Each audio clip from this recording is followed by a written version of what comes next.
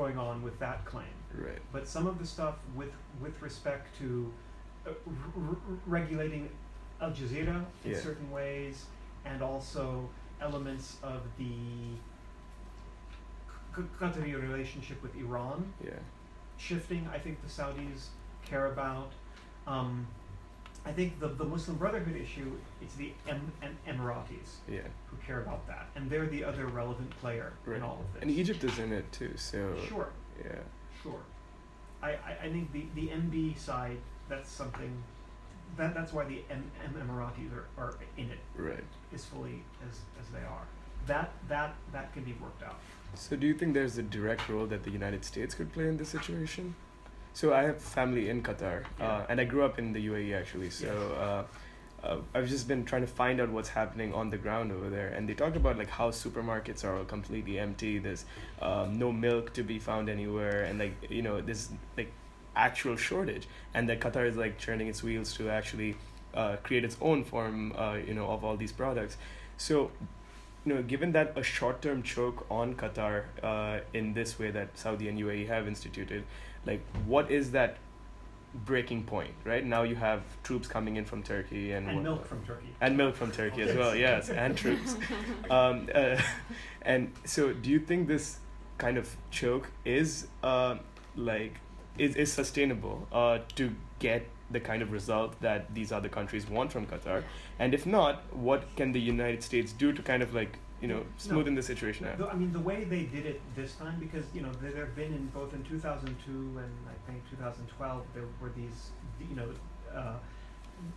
minor diplomatic crises, withdrawal of ambassadors and stuff like that. Right. I mean, that's just typical diplomatic theater. Yeah. Right. And I think what the Saudis did this time was to do a version of no, we really mean it this time. Okay. And the way we really mean it is to cut off the grocery trucks. Right.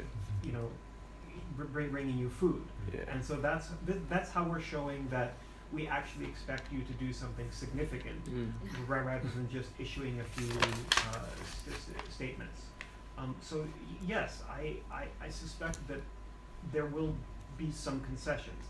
The role of the U.S. in all of this, I worry. I worry because I don't know that the U.S. doesn't have in place the team that can work through the complexity of this right now.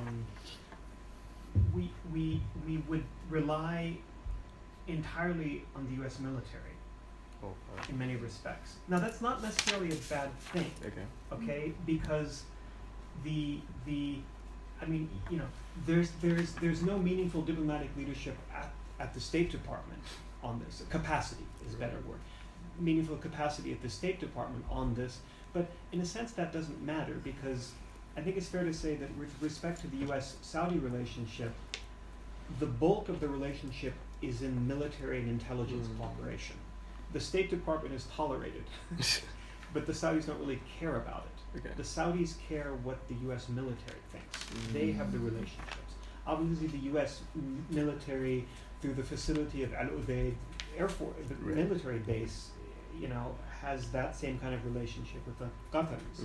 And so I can imagine a situation where U.S. military, Qatari military, Saudi military guys all get together and say, look, we army men, we know how to solve problems, let's work this out.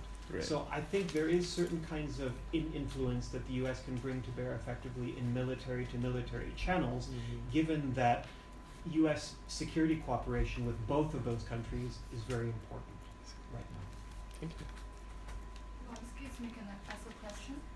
Well, Please. I'm quite interested in your statement, because you have frequently mentioned you think to solve the problem in the region we should expect some help beyond the region, especially from China and EU, and you have especially frequently mentioned China and the Marshall Plan.